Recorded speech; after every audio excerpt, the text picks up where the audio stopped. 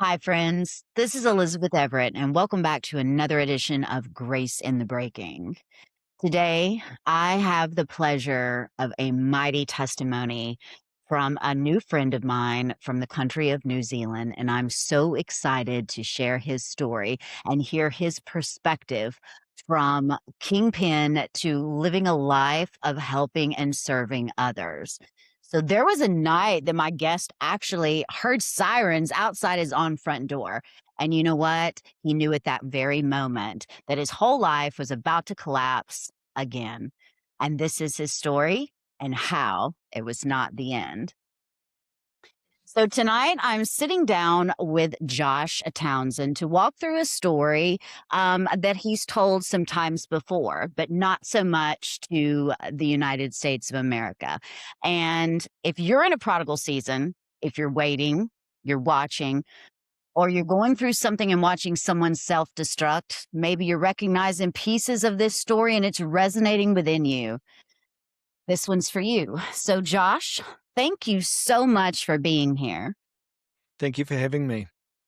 Ah, so, I want to get right into it. Can you tell me a little bit about your childhood? Like, what shaped you? Were there any defining moments that sort of shaped what would happen in the future? Mm, yeah. I guess my mother and father both described me as being one of those children that didn't sit still.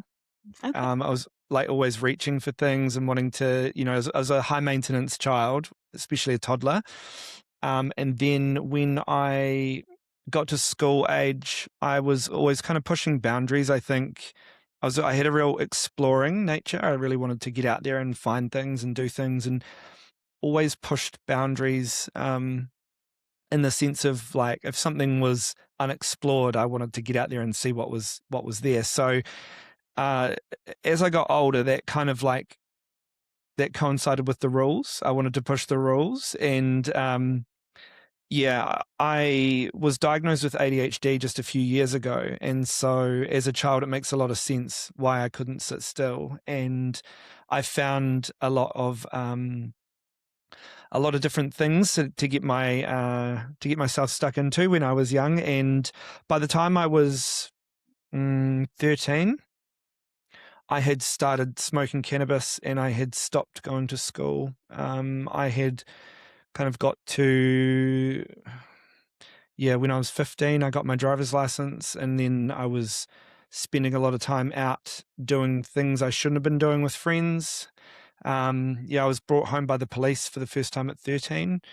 And then I think because I found it so hard to focus at school, I just really struggled to feel like I fit in with mainstream um, education. I guess I felt capable.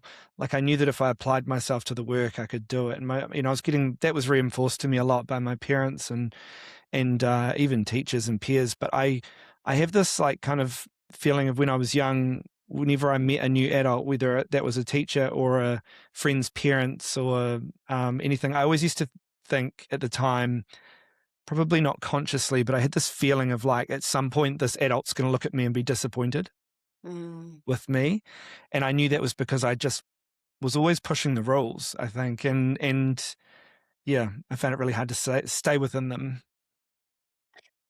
So, I look at ADHD as a superpower. Your Yeah. brain works at a higher capacity than Mm. most people do. And I truly think it's a superpower. So I get I get how that could be. So when you were growing up and you were experiencing these, was there a time that your parents kind of brought light or kind of wondered if there was an underlying cause that caused you to have, what is the word I'm looking for? That you were so curious about so many different things and that you essentially had no fear and you wanted to push limits? Or was Mm. there kind of a defining switch moment that you can pinpoint, remember that, kinda opened that door that you started noticing it? Uh, when you say, I think I always felt different for that reason, Mhm. and my parents were definitely aware of it from a very young age.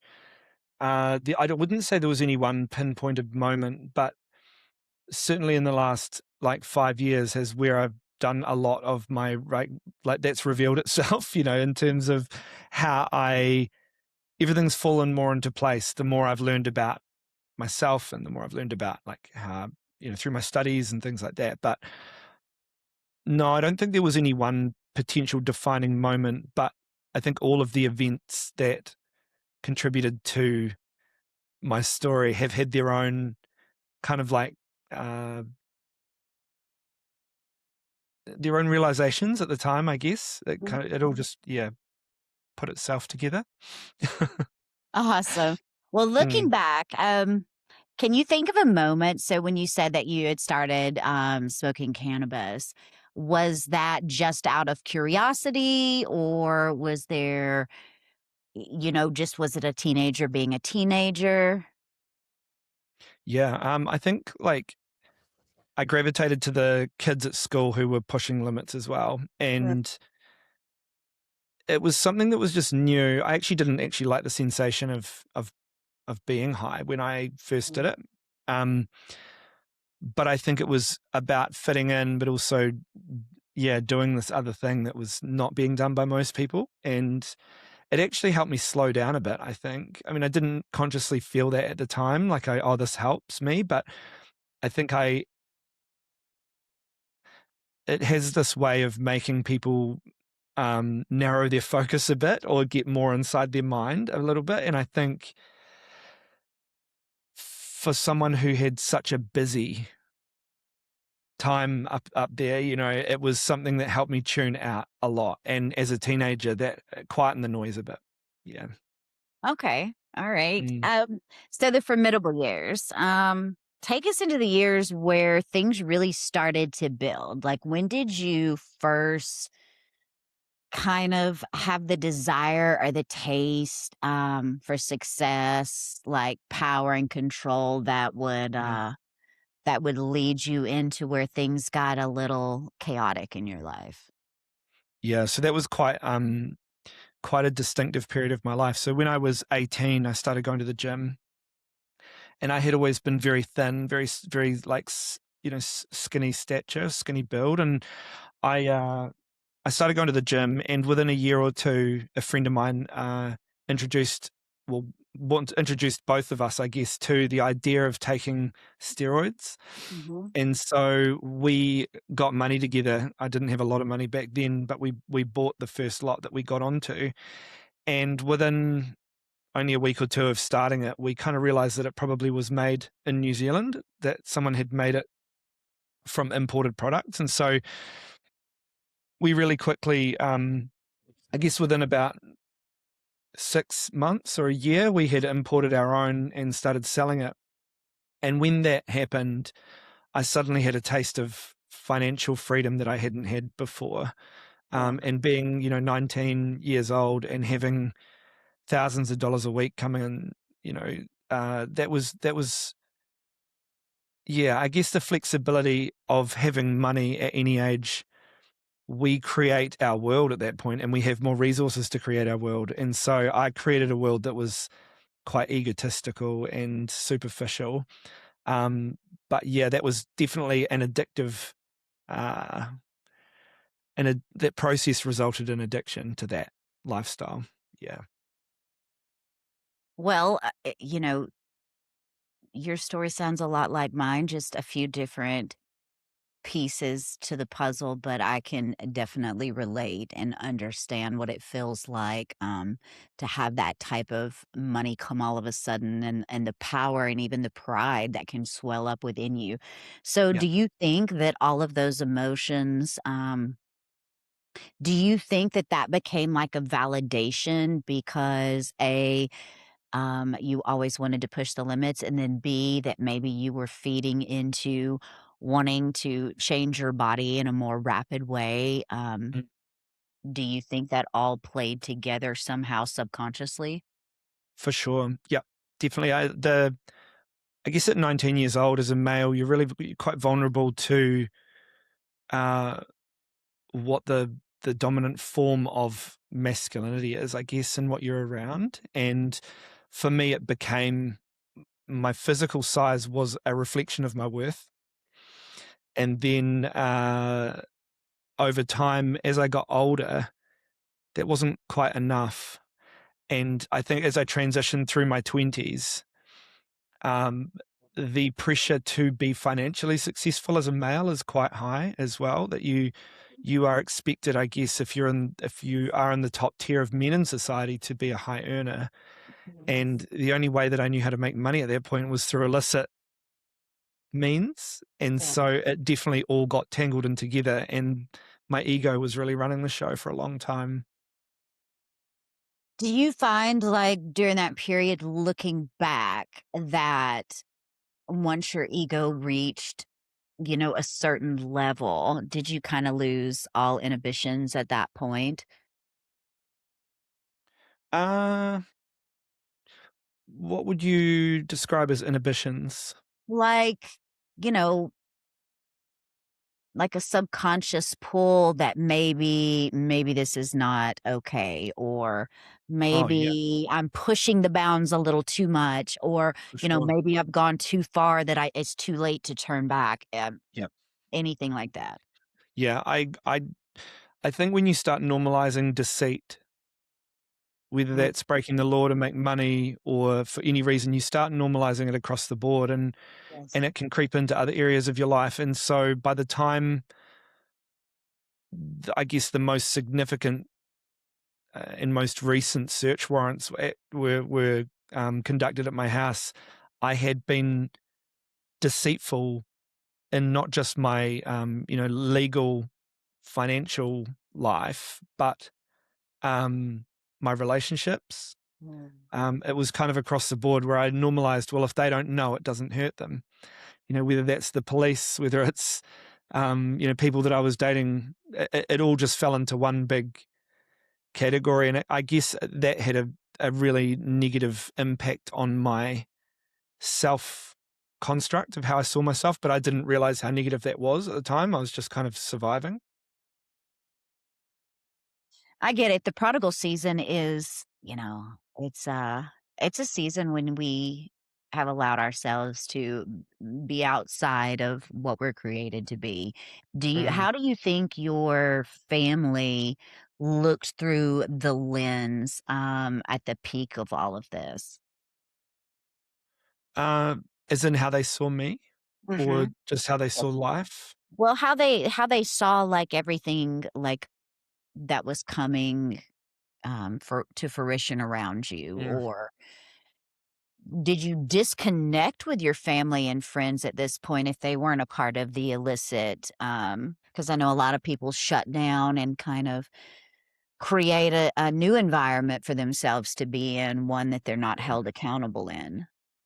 Yeah, I think I had a a front up where people thought I was in legitimate employment or self-employed. Um, I conducted myself as if I was a business owner, and I was attempting to start businesses, but it was being funded, behind Right. the scenes by that illicit, drug sales. And my mum knew, like she approached me one point, we had coffee and she actually said to me, I'm a bit concerned about how you're making money. And I reassured her that I was fine, that there was no risk, that, all these things. And it was only a year later, I guess, that I was raided again. And so she had already been through me going to prison once before. So I had been put in prison in 2017. Uh, and they were so supportive. My family was incredibly supportive. They visit me every weekend. And I was in there for a year. And I know that when I got out, I had this, this focus on building a life, but I still was willing to offend. I didn't have any purpose outside of what I was doing. And so, yeah, my family, it was by the time this more recent stuff happened, they had already been through that once before with me. And I realized this time, how much more significant it would be because it was the second time, and I knew what I was about to put them through if I went to prison and things. So it was, yeah, it would have been incredibly hard for them. Yeah, Well, you're incredibly blessed. I hope you know that your family sounds like they gave you such loving support, you yeah, know. I've been a prodigal like you, and then I've also been the person praying a prodigal spouse home and praying I right. 2 prodigal children right now, and, some days it just makes me want to lose my mind, and then I remember, Yeah. nope, I've surrendered them, they're adults, and Mm, they will find their way, and yeah. whatever it takes,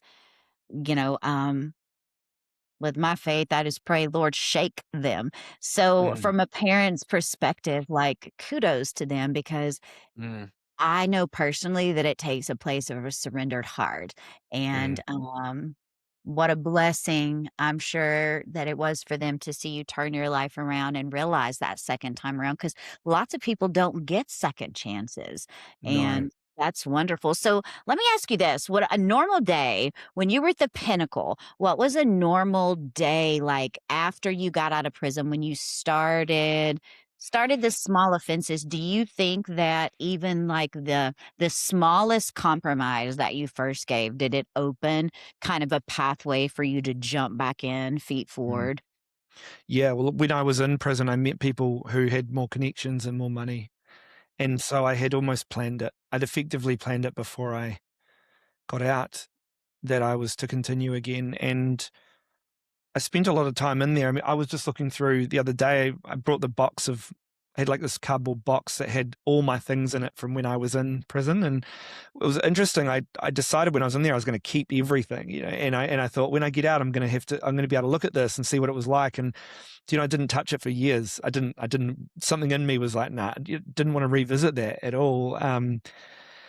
But I had a look at it through it the other day, and what I found crazy when I was looking at it was how much I had spent time designing and calculating and working out how I was going to do this better next time. Like I had still in my mind was like, I need to make money. I need to be someone who makes money, and I need to do that at all costs. And I'm just going to be so much more careful now. I realized I was still deceived. I was still deep in deceit, even while I was receiving a punishment that was crippling at the start. I mean, the first 3 months of being in there was horrific, and despite feeling like, um, my whole world had collapsed and I was suffering, I was still like, "No, but I need to work out how to continue to offend in a better way." It was crazy. When I think about that, it's mind-blowing.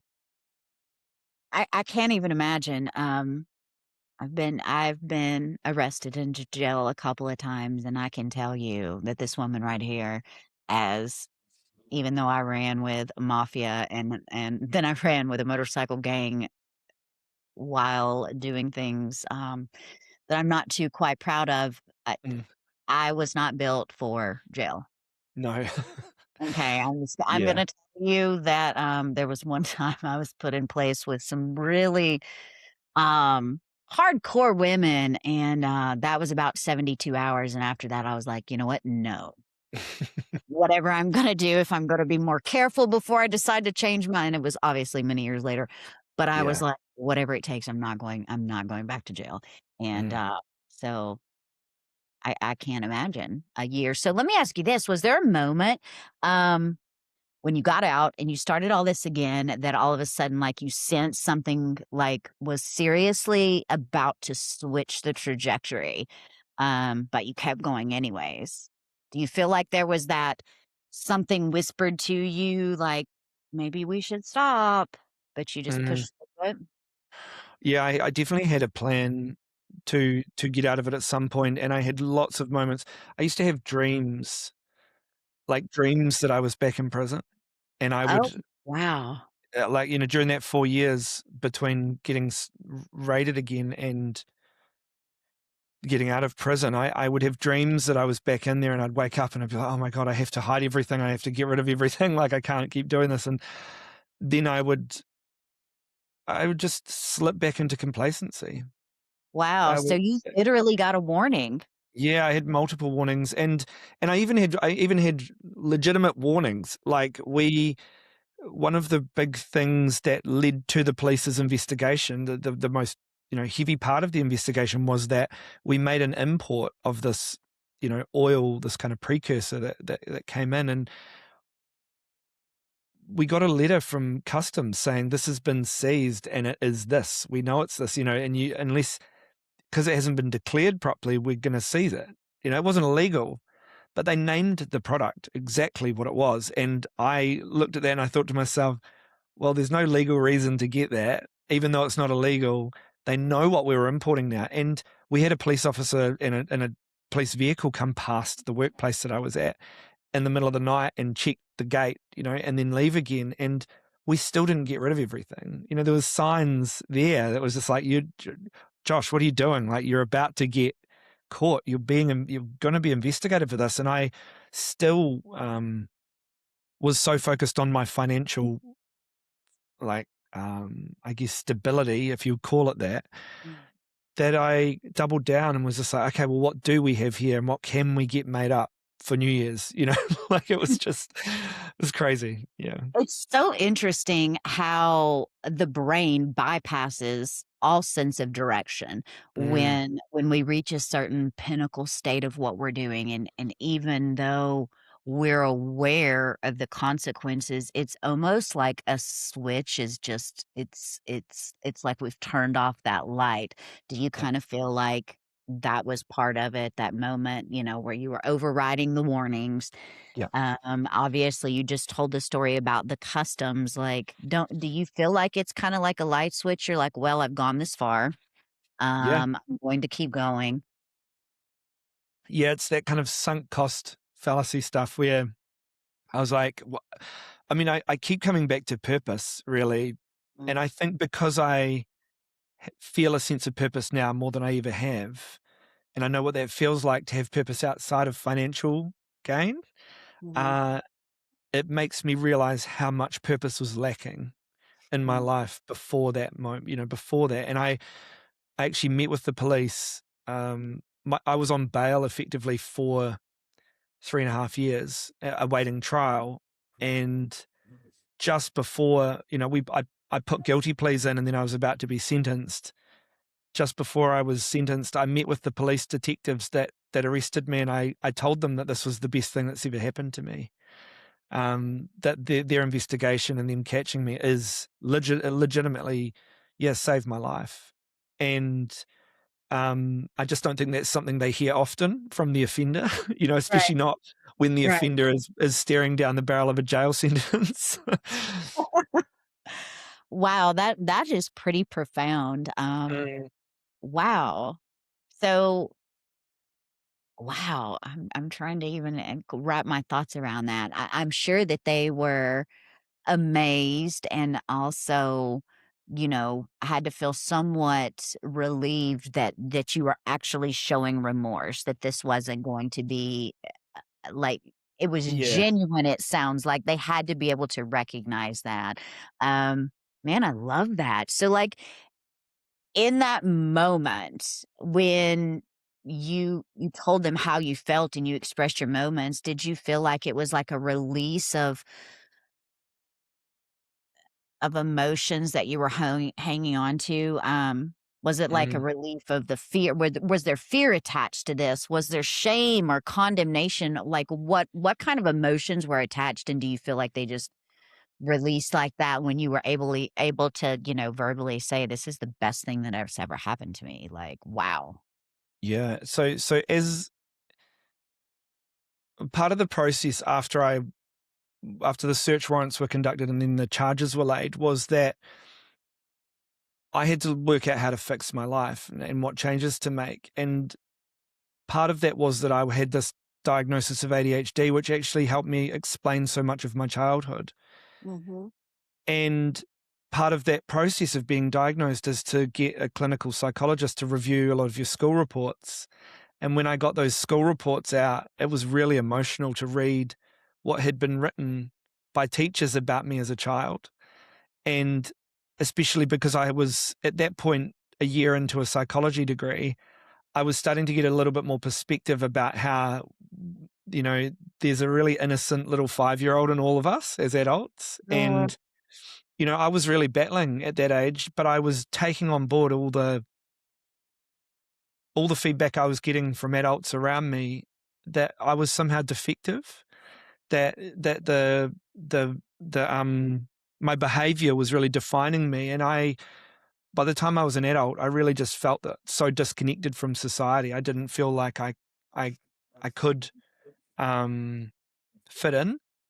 And I think that when I got to the point of awaiting sentencing and I'd put these guilty pleas in, I remember doing a bit of research online and thinking about how this was the best thing that had ever happened to me. And I thought about why, wanting to shake the detective's hand, basically. I remember looking that up and going, why do I want that? I put it into AI. I was like, why? It knew a lot about me at this point. I was like, why do I want that? Why do I want to shake his hand? And it said that it's almost like the police helped me take a weight off my shoulders that I didn't know how to put down on my own. no. And so, because I remember, I said to them, and I said on TV as well when the media interviewed me, that I don't think I would have stopped if they hadn't caught me. And I think that was really emotional for me to even realize that, to come to that realization and to own that to myself, like to actually say, don't tell people you would have, because you would not have. Like you were going to keep doing this. That's all you had. You know. Wow. Well, thank you for your vulnerability and thank you for sharing with myself and with the listeners that that you talk about that 5-year-old little boy, and we don't realize as adults a lot of times what words we're seeding and planting Mm, over anyone. And I know I've been guilty of this for many years until I fell flat on my face, but I know that there is power of life in my words, and I do my mm, best to um, speak life over myself and over my children in situations and surrender what I obviously can't control. Um, I'm really sorry that the word curses like took root like that. mm, You're not the first person, and I'm sure you're not the last that you and I will hear of. And even the patients that you will see in practice will mm. find similarities, whether faith based or strictly medical psychology. The common denominator is going to be what a person has taken on based on what their ear gates have heard over the years. Yeah. And I'm Yeah. glad that you were able to come to the realization and to break that off and to, start walking in your purpose. And, Mm, what sticks out about your story to me is, first of all, your accountability. Second of all, again, your healing. And third, like your vulnerability to share with others that you don't have to stay stuck no. in a place of defeat, that you don't have Mm, to stay stuck or defined by your past, that you can mm, make and forge a path forward. You just have to make the decision to do so. yeah. Like, I'm really proud of you, Josh. Like, if no Thank one you. has told you, like your story is amazing. And yeah. So let me ask you this. What has transpired since the settling down of all of this? Like, tell me like where you have taken every bit of pain, pain points from the experiences of being, because you were a kingpin. Like, when I looked up, like, that's what the headlines said. Like, so you went from kingpin to psychologist. So kinda tell me how that pain forged this purpose and why you're finding, your identity in helping others. Yeah. So, yeah, thank you. I guess if I look back over my childhood, all um, the feeling of being different and like not enough in some areas or defective in others, and negotiating the friendships I had and early relationships when I was 15, 16, and how they affected me, I always had this kind of inquisitive nature of why I felt the way I did and why I was thinking the things I was thinking, and was reasonably good at predicting um, how other people would respond or think in certain situations or what was going on for them. I was very grateful to be raised. I'm very grateful to be raised by two very strong women. My mum and my grandmother on my mum's side both had a lot of input into my life, and my mum was so secure and so attentive with me as a child that I think she's done such a good job of raising uh, a boy with empathy. And despite doing some things over the years that have been um, really dishonest and deceitful and manipulative at times, I had a lot of the time crushing guilt for the pain I was feeling, for what I was causing other people. And it's sometimes it's a really hard balance to pull yourself back from a situation that is somewhat meeting your needs, especially when you don't know what the alternative is going to look like, even if you are causing pain. And so I guess I've always had this kind of inquisitive nature, and I've always been able to think about my own thinking. And in 2007, so kind of 2 years or so before I got involved in any of the illicit stuff, I did a year at university, but I went through quite a serious breakup, and it was very hard for me to concentrate. But I did pass my psychology papers. I didn't pass my biology papers. So I had a bit of a grounding in 2007 at tertiary level in psychology and biology. And I didn't know it, but that was going to kind of set up the next decade of my life in terms of the lens that I looked through. I looked at life differently, and I looked at thinking a little bit differently, and it never really left me. I always felt like it was in the back of my mind all the time and how I was approaching things. And then when I was in prison in 2017, so we're talking 10 years later, I remember thinking, I should return to study. I'd like to do some philosophy. I'd like to do some psychology. I want to do that because I feel like I'd be better at this now. I'm in my 30s. I'm in my early 30s. I'll be able to concentrate. For someone who left school at 16, I was just like, 21 was okay for studying, but I was still a kid, and I didn't have that academic knowledge or base or any friends that were still at university or anything like that. So it was tough. Then I had this plan when I was in prison that maybe I would just go back to study. But once I got out, the financial pull of my offending was too strong, and I just didn't take action on it. But when the raid happened, in 2022, that was the most recent stuff. When that happened, I had about 3 months there where I've described it as like, I've never felt suicidal, but I can understand how people do. Yeah. It was quite easily the lowest point of my life. Even being in prison wasn't as bad as the crushing feelings I had after being, raided again. It was like, man, this is more serious now. I'm mid-30s. My son is older than he was. Like, he's going to really notice that I'm gone now. I've let my family down. I've let my friends down. And I still, at that point, wasn't even acknowledging the harm that I had done by introducing drugs into the community. Yeah. And so it took about 3 months, and then I decided that I was going to think about what I would do for my future. And the thing that I came to was I had looked back through my notes in my phone, and there was notes in there about becoming a life coach. And I thought, well, that'd be good. It's something I can use because I've got this, extensive criminal record now. I don't know where I'm going to get a job, but I could get into life coaching because I've got this life experience that I could help people overcome their stuff, Yeah. And I had this, because I'd been in some really dysfunctional relationships, I'd contributed to harm in them, and I'd also been harmed, had some very, very toxic relationship dynamics. I thought, well, I'd love to specialize in relationship coaching. I mean, that's something I'd do. But I found it really hard to marry up the relationship stuff with the criminal stuff when it came to what is my niche. It was really hard to define a niche. So part of that, I thought, well, I want some more credibility than just to say I'm a coach. And I don't think any of these coaching certificates that I do online are going to cut it in terms of beating the imposter syndrome that comes with feeling like I actually want to deliver care. If I'm talking to someone and helping them, I want to know that I am not just flying blind. I have some techniques and some ways of doing this. And so I looked for formal education options, and I ended up doing a diploma in psychology here through New Zealand tertiary level, which was only a year. But as I did that, I realized, wow, this is actually something I can do. And because I got medicated, suddenly I was able to apply myself a lot more in their studies. And as I learned more about it, I learned more about social psychology. I learned more about mental health in general. I realized I still had an active addiction. And so I went to a rehab center here. I did a part-time rehabilitative course that lasted about 20 weeks.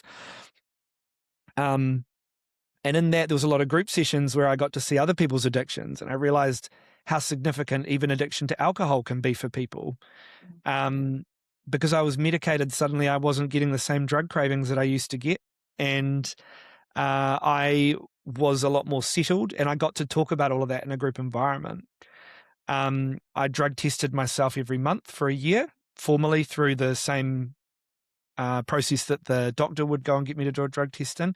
And I kept those records as a form of accountability. But once I did the diploma, I thought this isn't enough. And I moved into the second year and turned it into a degree. And as time went on, I kind of like still wanted to be coaching, but I didn't feel that I was, the more I learned, the less qualified I felt to be offering, help to people. And so I did some things in the interim. So I did a men's support group, which I ran for a year. I just got men in there, and we had between 2 to 15 people at any one time come in, and there was not really any structure. We just chatted about whatever was important that week.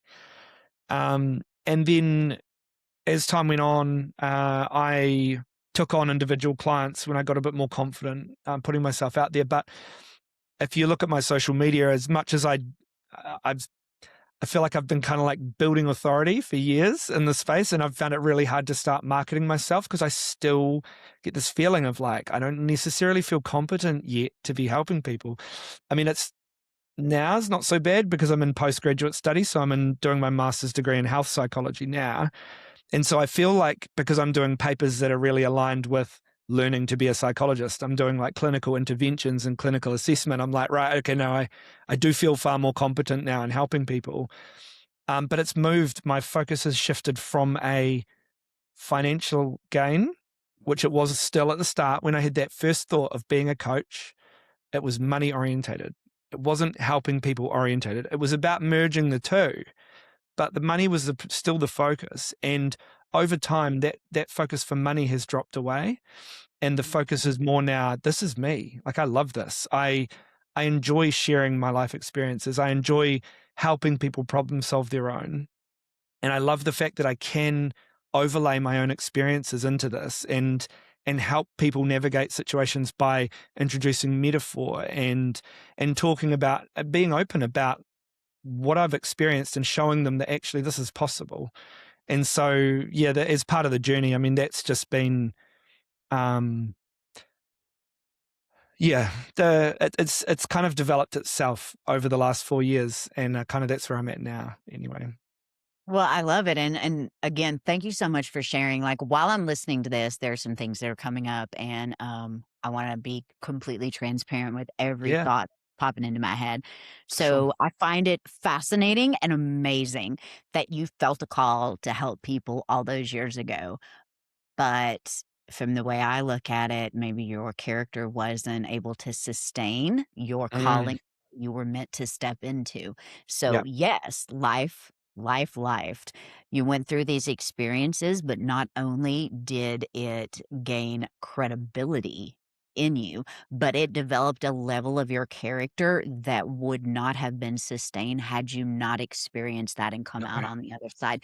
And yeah, everything negative that was going against you has now been turned around for good. And mm, I find that fascinating, uh, that that as it is written, what the enemy meant for evil, God turns it around for good. And that just kept, as I was listening to you, that's what I was hearing in my head. And I was like, wow, another story of redemption. And yeah, let me tell you something, the imposter syndrome, that just tells you that you are in the right direction Um, for because sure. that's where we like to hear these little whispers that we're not good enough or a little pieces of shame, guilt, or Mm, condemnation try to rise up, but the devil is a yep. liar. And I want to tell you that you are on the right track. Yeah. Because Yeah. you would not be having these little pieces come up had you not, and you are going to change so many lives. I feel that with every bit of me. And you know what? Do you have, how many children do you have? 2. Got 2 2. children. All right. Mm, Your children now see, they now see what your life was and how you rose, how you literally rose from the ashes. And not only did you rise and overcome, but you healed at the mm. same time. And that they will never forget. So, Josh, bring it home for someone listening who is still living in like their own version of Kingpin, like they're Ugh, chasing the wrong kingdom methods of mm. money and like they're building something that isn't going to last. What do you say to them right now? Um,